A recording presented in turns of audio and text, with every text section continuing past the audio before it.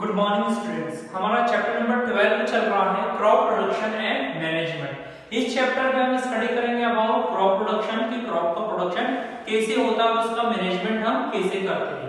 Last classes में हमने study किया था अबाउट क्रॉप प्रोडक्शन कि क्रॉप क्या होती है, हम फसल किसे कहेंगे जब लार्ज क्वांटिटी में सेम टाइप के प्लांट्स को हम प्लांट करते हैं और उनसे हम पर्टिकुलर टाइप ऑफ ग्रेन या दूसरे वेजिटेबल्स गेन करते हैं तो इन्हें हम क्रॉप कहते हैं और इनका ही प्रोडक्शन क्या कहलाता है, क्रॉप प्रोडक्शन।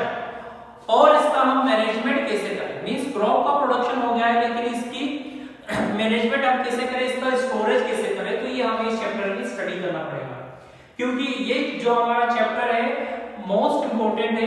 क्योंकि हम देखते हैं हमारे चारों या फिर हमारे इंडिया में मोस्ट ऑफ कितने हैं, फार्मर्स है, ज्यादा से ज्यादा फार्मर्स है। तो इसलिए इस चैप्टर को स्टडी करना काफी इंपॉर्टेंट है कि क्रॉप प्रोडक्शन होता कैसे और इसका मैनेजमेंट कैसे किया जाता है। अभी तक हमने क्रॉप प्रोडक्शन के बारे में स्टडी करी, लेकिन हम देखेंगे जो क्रॉप का प्रोडक्शन हो रहा है तो क्रॉप के प्रोडक्शन से पहले भी कुछ प्रोसेसेस होती होगी जिसे कंप्लीट करना होगा। हम डायरेक्टली किसी भी सॉइल में डायरेक्टली हम सीड्स को इंजेक्ट नहीं कर सकते, वहां पर हम सीड्स को नहीं लगा सकते। क्यों? क्योंकि उसके पहले हमें सॉइल को प्रिपेयर करना होगा कि सॉइल प्रिपेयर है कि यहाँ पर हम प्लांटेशन कर सके, यहाँ पर हम क्रॉप प्रोडक्शन कर सके। क्योंकि हम देखते हैं सॉइल के अंदर डिफरेंट टाइप के मिनरल्स का होना जरूरी होता है क्योंकि इन्हीं के हेल्प से जो क्रॉप है वो काफी अच्छे से ग्रो करती है। यदि हमारी सॉइल में जो डिजायर्ड क्वांटिटी में मिनरल्स नहीं है तो हमें आउट सोर्सेस से या बाहर सोर्सेस से हमें वहां पर उन मिनरल्स को या वो सब्स्टिट्यूट को वहां पर यूज करना होता है जिसके हेल्प से हमारे सॉइल को हम प्रिपेयर कर पाते हैं कि यहाँ पर हम प्लांटेशन कर सके। तो हम देखते हैं एग्रीकल्चर इंप्लीमेंट्स। एग्रीकल्चर इंप्लीमेंट्स क्या होता है, the tools used during farmer are called agriculture implement. फार्मिंग में जो हम यूज कर रहे हैं एग्रीकल्चर इंप्लीमेंट्स क्या होते हैं, the tool used during farming are called agriculture implement. कि हम जितने टाइप के टूल यूज करेंगे एग्रीकल्चर के अंदर उन्हें हम एग्रीकल्चर इंप्लीमेंट कहते हैं। इन्हीं की हेल्प से हम हमारे क्रॉप प्रोडक्शन को इजी वे में कर सकते हैं। आप देख सकते हैं आपकी बुक में टेबल नंबर 12.2 दिया है जहां पर वेरियस टाइप्स के एग्रीकल्चर इंप्लीमेंट्स दिए हैं जिनका डिफरेंट यूज होता है। तो सबसे पहले यदि हमें डिगिंग ऑफ सॉइल, हमें यदि सॉइल की खुदाई करना है तो वहां पर हम स्पेड का यूज करते हैं। नेक्स्ट है टिलिंग ऑफ सॉइल, यदि हमें टिलिंग ऑफ सॉइल करना है तो हम उसे प्लग की हेल्प से या ट्रैक्टर की हेल्प से कर सकते हैं। नेक्स्ट है लेवलिंग। लेवलिंग हम किसकी हेल्प से करेंगे, लेवलर की हेल्प से। सोइंग सीड्स, अब हमें सीड्स को हमारे सॉइल के अंदर क्या करना है, प्लांट करना है, तो वहां पर हम सीड ड्रिल का यूज करते हैं। नेक्स्ट है इरिगेशन। अब हमने हमारे सॉइल में बीजों को या हमने सीड्स को प्लांट कर दिया, अब हमें उसकी सिंचाई करनी होगी, उन्हें वाटर की जरूरत होती है, तो इरिगेशन हम करते हैं with the help of tube wells. यहाँ पर हम सिंचाई के क्या क्या स्रोत यूज करते हैं, क्या क्या सोर्सेज यूज करेंगे, ट्यूबवेल्स एंड स्प्रिंकलर्स।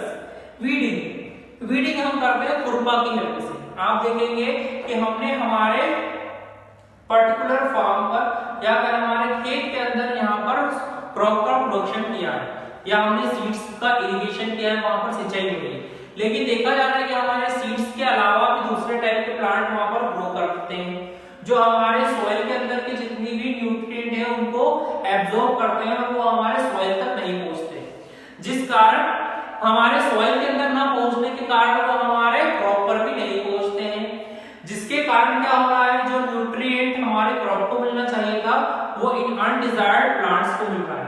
इसलिए हम खुरपा की हेल्प से इन्हें हम एलिमिनेट करते हैं, वहां से हटाते हैं।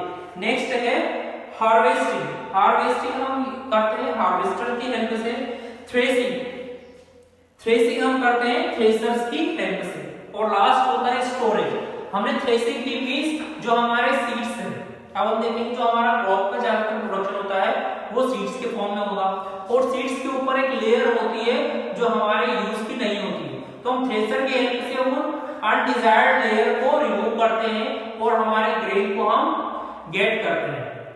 अब जो हमने ये कलेक्ट किया है, जो हमारे सीड्स कलेक्ट किए, तो हम इन्हें स्टोरेज कहाँ करें, तो वहां पर हम डिफरेंट टाइप के इक्विपमेंट यूज करते हैं जहां पर इनका स्टोरेज किया जाता है। तो ये हमारे एग्रीकल्चर इंप्लीमेंट्स है जिनका हम फार्मिंग में यूज करते हैं, जिनकी हेल्प से हम फार्मिंग को क्या कहें, जो हमारा क्रॉप प्रोडक्शन है उसे काफी इजी वे में कंप्लीट कर पाते हैं।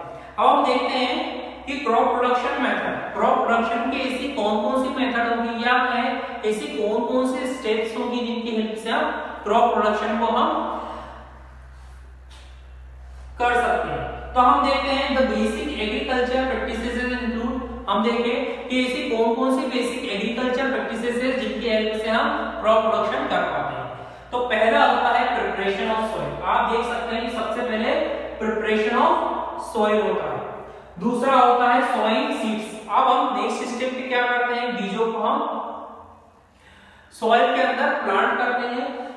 तीसरा होता है इरिगेशन, जब ये धीरे धीरे सीड्स बढ़ने लगते हैं तो वहां पर हम इनकी सिंचाई करते हैं।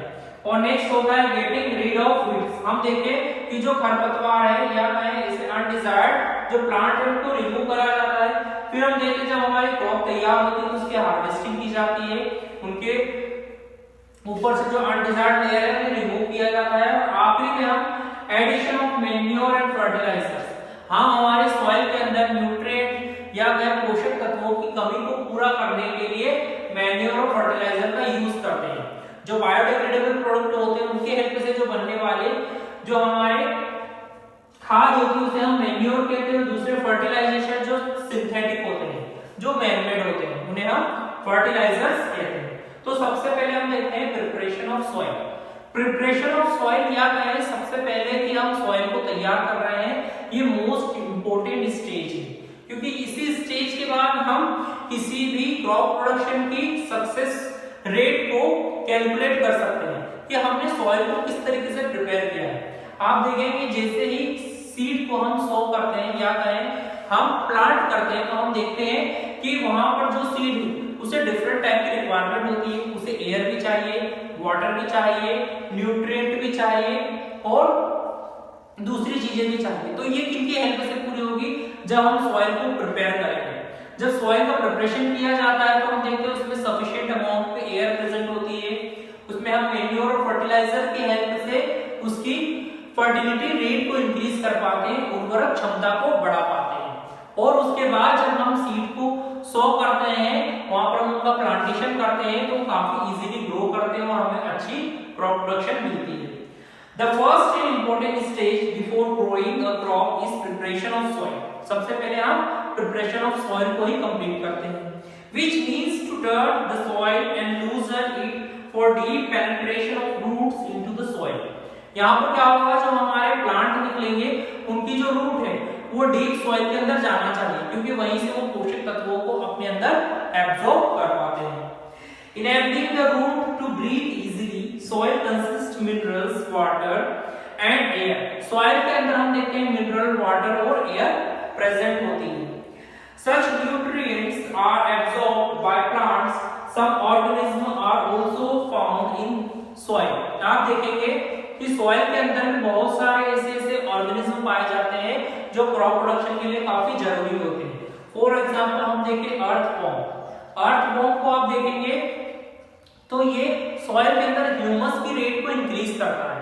मींस प्रिपरेशन ऑफ सॉइल में हमें क्या चाहिए, एयर चाहिए, सनलाइट चाहिए, न्यूट्रिएंट चाहिए, इसके अलावा हमें कुछ ऐसे ऑर्गेनिज्म चाहिए जो सॉइल के अंदर ह्यूमस के लेवल को इंक्रीज कर पाए।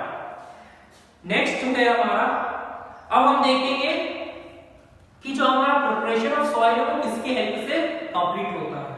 तो हम देखते हैं प्लग की हेल्प से। आप देखेंगे हल, ये क्या होता है, एक ऐसा इक्विपमेंट होता है जिसकी हेल्प से हम सॉइल को प्रिपेयर करते हैं। तो पहले एंशिएंट टाइम पे इन प्लग का यूज किया जाता था, लेकिन एट प्रेजेंट टाइम जो प्लग है वो ट्रैक्टर के अंदर ही अटैच होते हैं, जहां पर हम लेबर और टाइम को बचा पाते हैं और हमारा टाइम भी हम बचा पाते हैं। साथ में जो हम मेक या कहें ह्यूमन की हेल्प से वहां पर प्लगिंग का वर्क होता था वो अब ट्रैक्टर की हेल्प से कंप्लीट होता है। तो हम देखते हैं the process of turning and loosening the soil using a plug is plugging और टिलिंग। हम देखें एक ऐसी प्रोसेस जिसकी हेल्प से हम सॉइल को लूज करते हैं प्लग की हेल्प से, तो ये प्रोसेस प्लगिंग कहलाता है। अब एडवांटेज ऑफ प्लगिंग, हम देखें प्लगिंग के ऐसे कौन-कौन से एडवांटेज हैं जिनके कारण हम इसका यूज सॉइल प्रिपरेशन में करते हैं। तो सबसे पहले इसका एडवांटेज है loosen the soil, allowing deeper penetration of root. अब हम देखें प्लगर की हेल्प से जब हम सॉइल को प्रिपेयर करते हैं तो इनके अंदर जो हमारी सॉइल है वो काफी लूज हो जाती है, जिसके कारण जो हमारे सीड्स है इनकी रूट काफी डीप में पहुंच पाती है। नेक्स्ट है help to mix manure with the soil. अब हम देखते हैं कि प्लग की हेल्प से हम मैन्योर्स को सॉइल में मिक्स कर सकते हैं, जिससे सॉइल की फर्टिलिटी रेट बढ़ जाती है। नेक्स्ट है improve circulation of air in the soil, thus helping root cells to respire। अब देखते हैं जैसे जैसे हम प्लग की हेल्प से सॉइल को हम लूज करते हैं तो इनके अंदर एयर पहुंचती है और यही एयर प्लांट्स को रेस्पिरेशन में हेल्प करती है। नेक्स्ट हम देखते हैं help the growth of worms and microbes thereby increasing soil fertility। हम देखते हैं जैसे जैसे हम सॉइल को लूज करते हैं तो इनके अंदर डिफरेंट टाइप के ऑर्गेनिज्म बनते हैं जो हमारे सॉइल की फर्टिलिटी रेट को और ज्यादा बढ़ा देते हैं। तो आज हमने सबसे पहले क्रॉप प्रोडक्शन की मेथड में सबसे पहली स्टेप देखी preparation of soil. Preparation of soil हमारा फर्स्ट स्टेप है और काफी इंपॉर्टेंट स्टेप है, जहां पर हम प्लग की हेल्प से प्लगिंग करते हैं, जिससे हमारे सॉइल की फर्टिलिटी रेट भी बढ़ती है और हमारी सॉइल प्रिपेयर्ड होती है क्रॉप प्रोडक्शन के लिए। नेक्स्ट क्लास में हम डिफरेंट टाइप के पॉइंट्स को कंसीडर करेंगे, sowing of seeds, irrigation, getting rid of weeds, harvesting, addition of manure and fertilization. हम देखते हैं कि हम इतनी स्टेप्स में हमारे क्रॉप प्रोडक्शन को